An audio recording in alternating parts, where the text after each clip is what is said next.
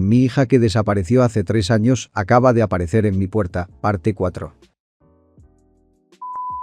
Decir que Sara era diferente después del incidente con el Rottweiler sería quedarse corto. La oscuridad en sus ojos que la visitaba de vez en cuando había tomado residencia y solo se iba por breves momentos para recordarnos que nuestra pequeña niña todavía existía.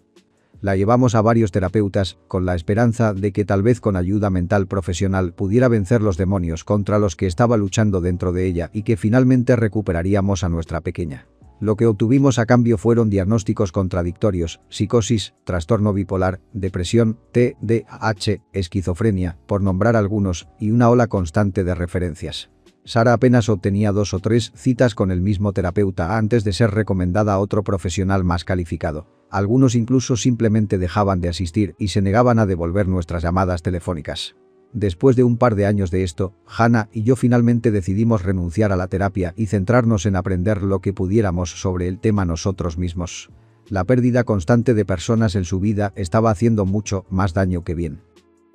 Dado el acto de malabarismo de los terapeutas, las solicitudes para que ella cambie de maestros en la escuela a mitad de año y la falta de amigos, no puedo decir que me sorprendió ver a Sara cerrarse y me rompió el corazón. La intimidación disminuyó por un tiempo después de la muerte de Bear, pero los niños olvidan rápidamente y no pasó mucho tiempo antes de que el abuso de los otros niños comenzara nuevamente y con una ferocidad que nos aterrorizó y nos enfureció. Hannah y yo hicimos todo lo que pudimos pensar para proteger a Sara del aluvión de odio y para proteger a los otros niños de sufrir consecuencias inimaginables. Practicamos ejercicios de respiración, le enseñamos a Sara cómo obtener ayuda de los adultos, específicamente de los adultos que debían intervenir y cómo alejarse de estas situaciones. Siempre alerta, Hannah y yo dejábamos a Sara en la escuela o dábamos paseos por el vecindario y veíamos a otros niños con yesos, aparatos ortopédicos y muletas, y nos preguntábamos cuántos de ellos habían sido accidentes reales y cuántos habían llevado a Sara demasiado lejos. Ciertamente, parecía haber más lesiones de las que parecían normales. Era una tontería suponer que Sara no había jugado un papel en al menos algunas de ellas, sin importar la frecuencia con la que practicáramos el autocontrol con ella. Por supuesto que no podíamos preguntarle a Sara al respecto, ni siquiera podíamos pensar en eso a su alrededor. Nos dijimos que era porque queríamos evitar aislar a Sara más de lo que ya estaba, lo cual era absolutamente cierto, pero la verdad es que también teníamos miedo de que se volviera contra nosotros. Parecía tan volátil que una palabra equivocada, un pensamiento equivocado, podía llevarla al límite.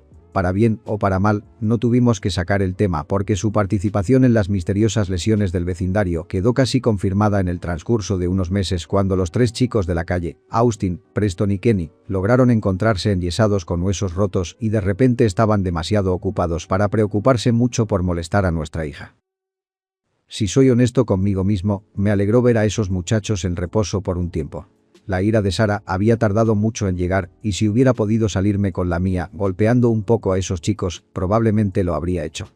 Después de que pasó un tiempo, Hannah y yo notamos que faltaba uno de los 3 niños.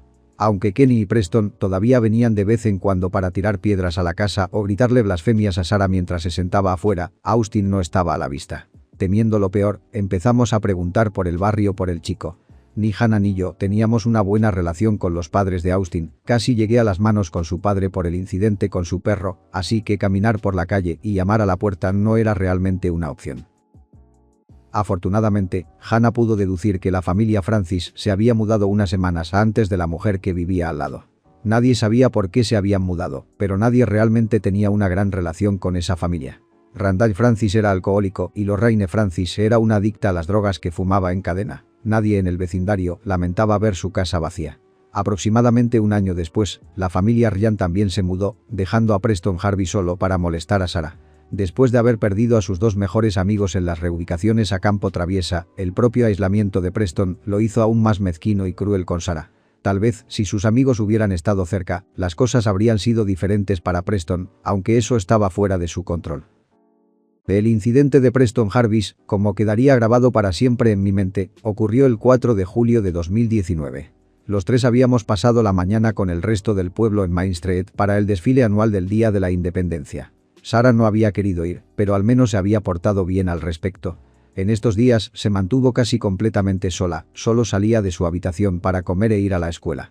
Cada momento libre que tenía lo pasaba con la nariz en un libro, disfrutando de la huida a tierras lejanas donde los niños eran amables entre sí y los villanos recibían su merecido.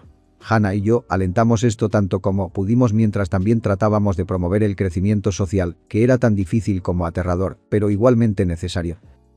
Sarah había traído una novela llamada Luna Nueva, el segundo libro de su serie favorita que ya había terminado varias veces, y juntas disfrutamos del sol, la comida y las vistas que ofrecía el desfile. Le habíamos sacado algunas sonrisas, algo raro en estos días, así que Hannah y yo estábamos tomando el día como una victoria. Eso fue hasta que Preston Jarvis se subió a su bicicleta. Se había atrevido a intimidar a Sarah delante de nosotros antes, pero hoy debe haberse sentido especialmente valiente. «Hola monstruo», llamó desde la acera. «¿Por qué no te meten en una jaula y te hacen desfilar este año?» «Vete a la mierda de aquí», repliqué. «Oh, vete a la mierda, viejo», dijo Preston angustiado. «Es tu culpa que ella sea tan rara de todos modos. Toda tu familia es probablemente un grupo de adoradores del diablo, eso es lo que dice mi papá. Creo que todos estaríamos mejor si estuvierais todos muertos». Me levanté de la silla de camping que habíamos traído y caminé los pocos metros que se interponían entre nosotros. «Escucha aquí, pequeña mierda», le dije entre dientes. «Me importa un carajo lo que piensen tú o tu padre. Ven con mi familia otra vez y te llevaré al hospital». Me miró por un segundo, luego abrió la boca para responder. Sus ojos se dirigieron entonces a Sarah y su expresión se convirtió en una mezcla de miedo y odio, luego cerró la boca y se alejó calle abajo. Volví a sentarme, esperando que Hannah me reprendiera por amenazar a un niño, pero no obtuve nada más que una mirada de soslayo. «¿Estás bien, niño?», le pregunté a Sarah. No podía estar seguro desde donde estaba sentado, pero creí ver la sombra de una sonrisa en sus labios. «Sí», respondió ella. «Creo que sería mejor si estuviera muerto». Hannah y yo intercambiamos una mirada de preocupación. «No lo creo», dijo Hannah, siempre mitigadora. «Creo que su familia lo extrañaría. Puede que no nos guste, pero hay muchas personas a las que les gusta y estarían tristes si algo sucediera». Sarah sintió en respuesta, más un reconocimiento que un acuerdo, y volvió a su libro.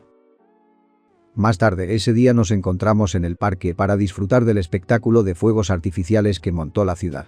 Disfrutamos tanto como pudimos de la multitud durante el desfile, así que esa noche nos quedamos un poco alejados de donde estaban los grupos principales. Hannah y yo nos sentamos en un banco del parque a disfrutar de perritos calientes mientras Sarah se sentaba debajo de un árbol y trabajaba en terminar su libro antes de que el sol terminara de ponerse. Justo cuando me tragué el último trozo de salchicha, escuché un silbido y sentí una ráfaga de aire cálido en mi mejilla. Estallido, un cohete de botella explotó cerca del árbol donde estaba sentada Sarah. Me di la vuelta y no me sorprendió ver a Preston Jarvis a 3 metros de distancia apuntándonos con otro cohete de botella. Encendió el cohete y momentos después pasó volando junto a mí, golpeó el árbol contra el que estaba sentada Sarah y explotó. Me puse de pie y Preston supo que solo tenía unos segundos antes de que lo tirara al suelo. Se inclinó y eligió el más grande de la pila de fuegos artificiales a sus pies, era significativamente más grande que los que nos había disparado, y encendió la mecha. Antes de que pudiera acercarme lo suficiente para detenerlo, los fuegos artificiales explotaron. Disparó varios tiros, uno tras otro, convirtiendo nuestro pequeño trozo de parque en la escena del movimiento de guerra. Di la espalda y sentí que los cohetes calientes me golpeaban la espalda y me bañaban en cenizas y pólvora gastada. Miré hacia arriba y vi que varios de los fuegos artificiales habían dado en el blanco. Sarah se limpiaba las brasas de la cara y del pelo mientras su libro ardía a sus pies. Después de que terminaron los fuegos artificiales, el humo y el olor a azufre flotaban en el aire como niebla, me di la vuelta para mirar a Preston. La rabia que sentí no debe haber sido la fracción de la rabia que estaba sintiendo Sarah porque no di un paso hacia el chico antes de que explotaran todos los fuegos artificiales a sus pies. Tropezó hacia atrás y gritó de sorpresa y dolor, luego una mancha oscura comenzó a crecer en la entrepierna de sus pantalones y sus ojos se abrieron con una mirada de puro terror. Se puso de pie y comenzó a correr, gritando de horror y pidiendo ayuda. Un segundo después, Sarah pasó corriendo detrás de mí detrás del niño. Me lancé hacia adelante, con la esperanza de atrapar una de las manos de Sarah, pero fue demasiado rápida. El sol ya se había puesto y el parque se estaba oscureciendo rápidamente mientras corría detrás de los niños. Las piernas y los brazos de Preston se movían salvajemente mientras corría entre árboles y arbustos, tratando desesperadamente de escapar de su perseguidor. Dio media vuelta y corrió hacia la parte más espesa de los árboles con Sarah pisándole los talones. Fui en línea recta hacia ellos gritando el nombre de Sarah y rogándole que no le hiciera nada a Preston. Vi sus formas pasar entre los árboles. Preston luego Sara, luego fue solo Sara. No, lloré desesperadamente. No Sara, no. Sara se detuvo y maniobré alrededor de los árboles lo más rápido que pude, rezando para encontrar algo más que el cuerpo del niño a sus pies. Me sentí aliviado y aterrorizado cuando encontré a Sara sola. «Sara, ¿dónde está Preston?», pregunté entre respiraciones pesadas. «¿A dónde fue él?». «En ninguna parte», dijo Sara. Miré alrededor del suelo, en los árboles, en los arbustos, y no había ni rastro del niño. «Sara», dije bruscamente.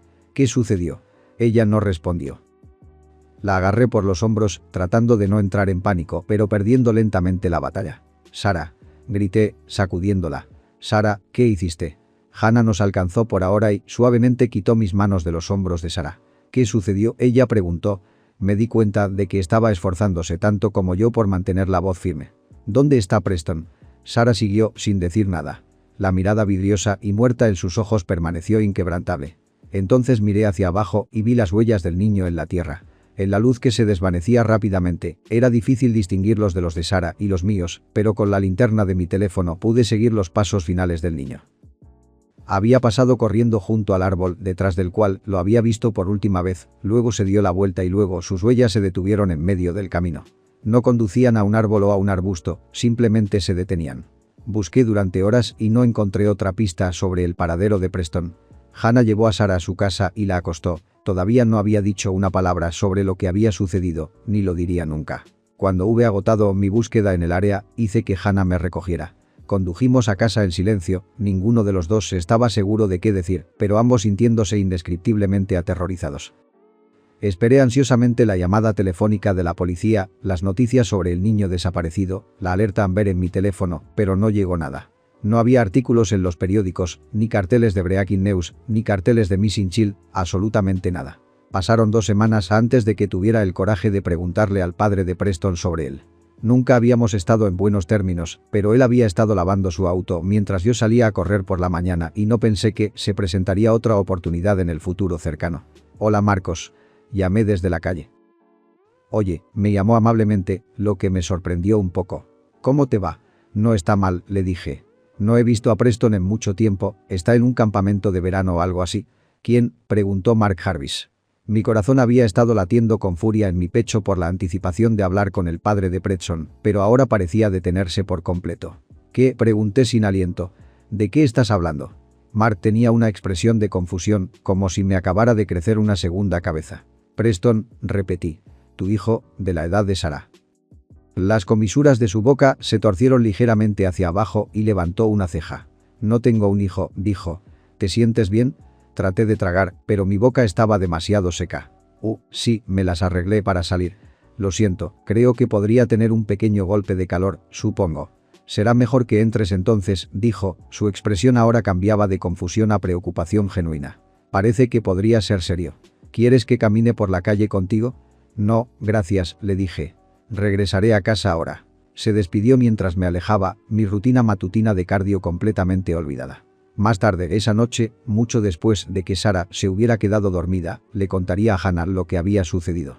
Parecía tan confundida como yo me había sentido por un momento, luego, después de tomarse el tiempo para procesar completamente lo que había sucedido, comenzaba a sollozar. Habíamos pensado que Sara mató a Preston Jarvis, pero la realidad fue mucho peor. Ella lo había borrado completamente de la existencia.